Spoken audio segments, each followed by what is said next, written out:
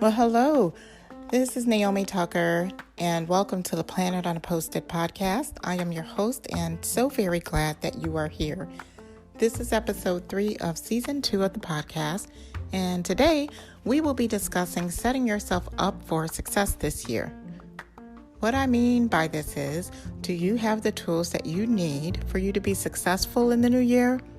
In this episode, I'll give you some fun resources and tools that can help you with organization and keeping up with your goals. Before I get started, I wanted to get a few reminders out to you.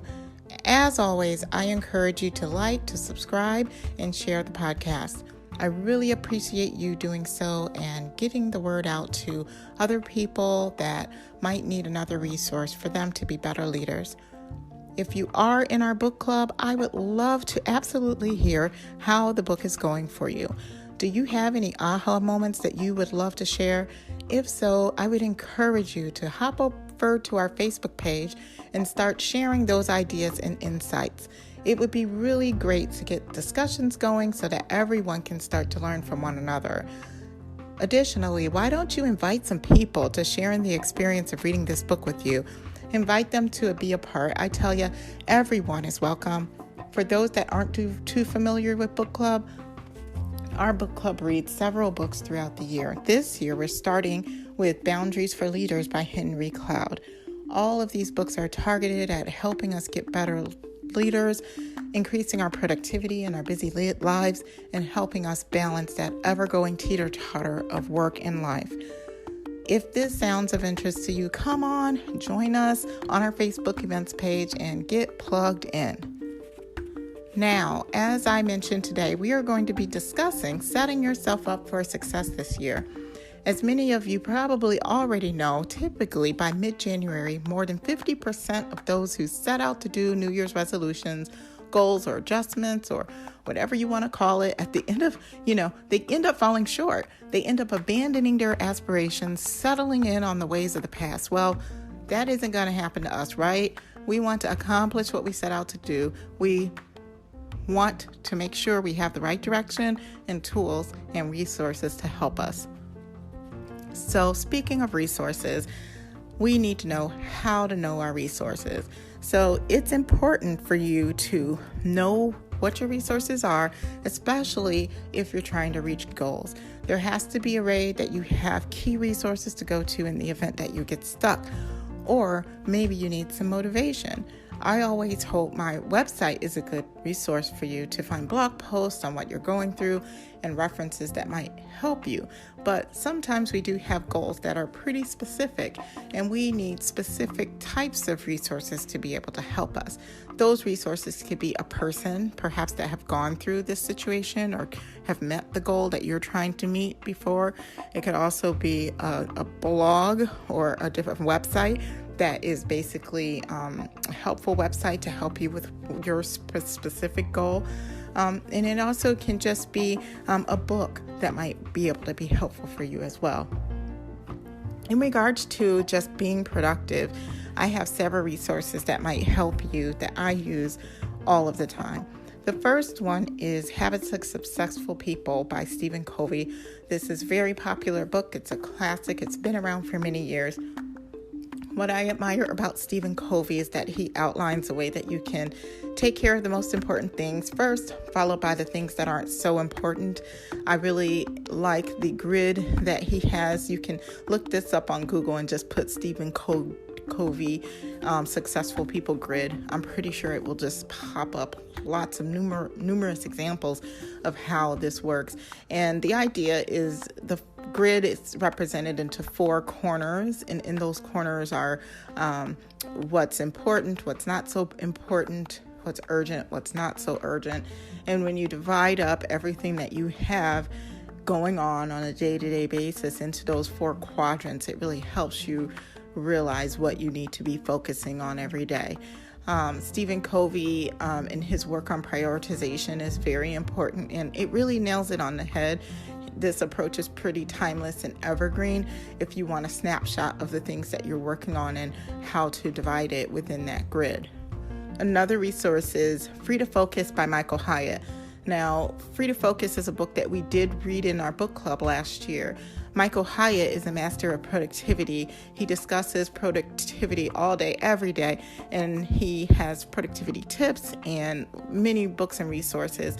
What I enjoy of Free to Focus is it's a more up-to-date book, and it really talks about how you can eliminate some of the areas that you are working on, stopping some of the things that you literally need to stop focusing on, cutting out or eliminating some of the areas of churn that you're doing all of the time that you might need to set up either some sort of a automation or delegation to get them out of your world, and then acting but only on the necessary items. And he calls it the big three, only focusing on 3 things a day. What are the 3 most important things for you to do during the day?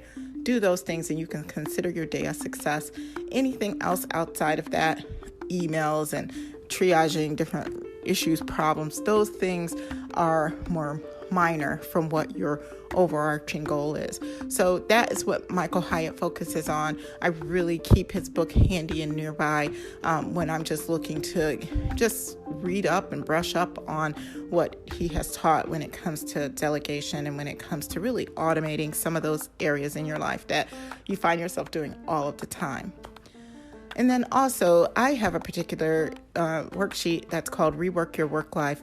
And this is really usually helpful on a quarterly basis, on a monthly basis, but it's helpful for you to take a look at everything that you have going on and what might need to change in order to have you focus on things that are more important.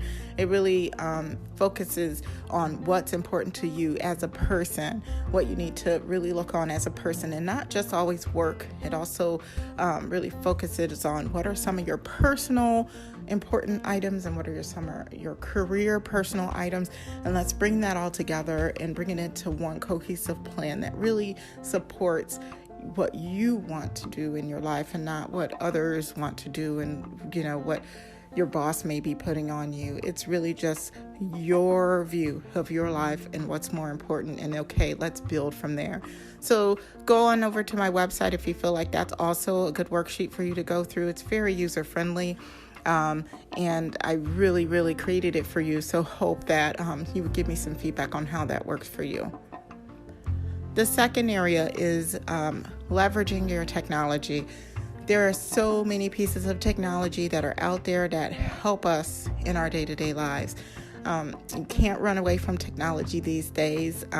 We have it all around us, and it gets better and better. And instead of complaining probably about it, which sometimes I find myself doing because I want to make sure that, let's say, people are taken care of, and I don't want technology to rule, but it seems inevitable. But let technology work for you in some aspects of your life.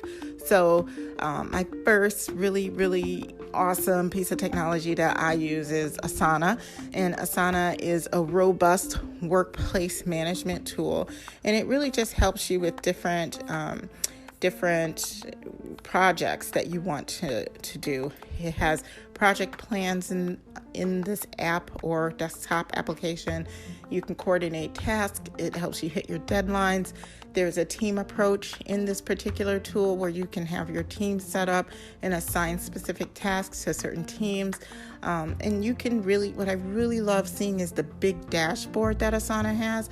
And when you have certain people working on certain things and how they all work together, and as someone that's like looking over a particular project, you can really see how it's working, and it's all automated. You do not need to use an Excel spreadsheet for a project plan. You can use this type of tool, and it's so nice because it can remind you with an email on a task that is due. It can remind others on tasks that are due. Let technology work for you, and Asana is a really good use of that. Another project management tool that also is really nice is Microsoft Planner. This is something within the last, I probably am late to the game, but in the last couple of months, I've had some experience with.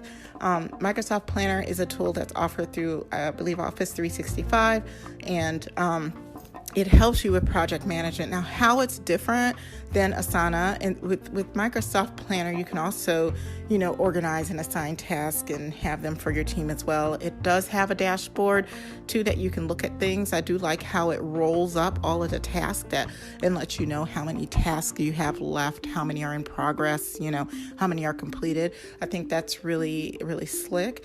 What I do like is you can share files, and especially if you're using kind of Office 365 as a cloud solution or as a hub solution for all of your documents, you can link to certain documents that are in, kind of that main source of hub, so to speak. And you can share those files that you're working on. You can work on those, all at the same time if you wanted to, and get updates on your progress. Team communication to me in Microsoft Planner is really, really slick as far as communicating with each other and, just being able to communicate, send emojis, send GIFs to each other. It just really highlights the team environment when it comes to working on a project. And it also keeps the emails kind of from coming. So instead of you going back and forth on a document and those PowerPoints that seem to never be complete, that you keep sending back and forth, maybe you can just have that all in Microsoft Planner and share your updates that way. So it definitely is robust, and it's another project management solution for you to use when you're trying to accomplish your goals. The next two I have are pretty much more for note-taking. So as you all know, I really enjoy Post-it notes, but sometimes Post-it notes kind of have an end. It's hard to kind of organize all of them once you start to get a lot. So when you need to start to organize your notes in a more sustainable way, having applications like Evernote and OneNote are really wonderful. Those are the two that I prefer. I'm pretty sure that there are others out there, but Evernote is really great for me on the fly, using within my phone as an app to be able to make a quick note and perhaps tag it to a certain kind of meta tag, whether it's quick tips or productivity tips or event planning ideas. I can do that, and then you can also use Evernote to categorize images or any documents that you get. Evernote can do that as well. OneNote is great for me when I'm thinking about a binder. when I have a project and I want to think about it in terms of a big binder and all the documents that go in my binder, with the different tabs. That's how I think of OneNote when you just have this one huge big project that it's not always task. It's more putting ideas in there or putting information. OneNote is really excellent for all of that. I would just encourage you to take a look at OneNote if you do have it, but you haven't used it. I encourage you to try it. It's really, really slick. Both of these applications are. So if you're looking at ways to be able to be more organized, get things in a digital format, things that are sustainable, definitely look at those two for that as well. Now, I also want to talk about creating accountability. So you probably have someone that you're accountable, or at least can help hold you accountable for the things that you do. If you don't, you probably need to get an accountability partner. An accountability partner is someone that's going to help you remember your goals, remind you of when they're due, they encourage you to get them done, and then they celebrate with you. So accountability partners are pretty amazing. And if you have a lot of goals that you're going through this year, and especially if you have like one major goal, 2020 is your year, you want to get after it, I just encourage you to find an accountability partner. Now, you might wonder what you do, who's a good accountability partner, who should you ask? I always say that your accountability partner should be someone that knows you and knows you well, because they know when they can push you when you're at your most stubborn. You don't want anyone that's fickle and that will cower when you tell them, when you're having a bad day and you tell them that you don't want to do something. To me, you want someone that's going to stand strong and respectfully hold you accountable when you get into those moments. So when you do ponder that, you might already have someone that comes up to the top of your mind. If you do, I would encourage you to take out your phone, email them or text them right away and say, hey, I would love it if you could be my accountability partner. Tell them your goal. Be vulnerable with them on what your goal is and how they need to carry you or help you and hold you accountable. It's just very important to walk through these goals with someone, whether it's a team member, whether it's a spouse or partner, or whether it's a friend. Just make sure that you do that and make sure that you hold each other accountable and make it, continue to do that throughout the year or throughout the time frame that you're moving toward your goal. And lastly, I would say to check in and check up. Don't let the whole year pass by before you look up and look around at your world. I urge you to take some time monthly or quarterly to check in and really have a heart-to-heart with yourself and say, how am I doing? If you're not doing so well, it's okay. Checking with yourself and being aware of where you are is way farther than any others in your predicament. If you check in, if you find out that you're not where you want to be, then make a plan right then and there on the next step that would put you on the right track. It doesn't have to be a big step. It can just be a small step. Goals are meant to be accomplished in small pieces. So small steps, take one step at a time and take those baby steps toward your goal. Checking in with yourself is also a great time to make refinements on your goals. Maybe you're tracking ahead, maybe you have completed your goal and you added another goal onto the mix. Having space to reflect and track things will help you stay informed and committed on what your plans are for yourself. And when you're making ways to your goal, you can't be anything short of happy. Well, I hope that those 4 areas are going to help you on your pathway to meeting your goals this year. Those goals are really knowing what your resources are, leveraging your technology, creating accountability, and checking in on yourself. So we still have a whole year to track forward with our goals, and we want to push through this time where everyone gives up, and we want to stay the course. So don't lose steam. If you've liked this episode, please click on the like button right now. I appreciate you letting me know how this podcast is for you. And I hope you really enjoyed this episode as much as I enjoyed sharing it with you. So enjoy the rest of your day. Cheers.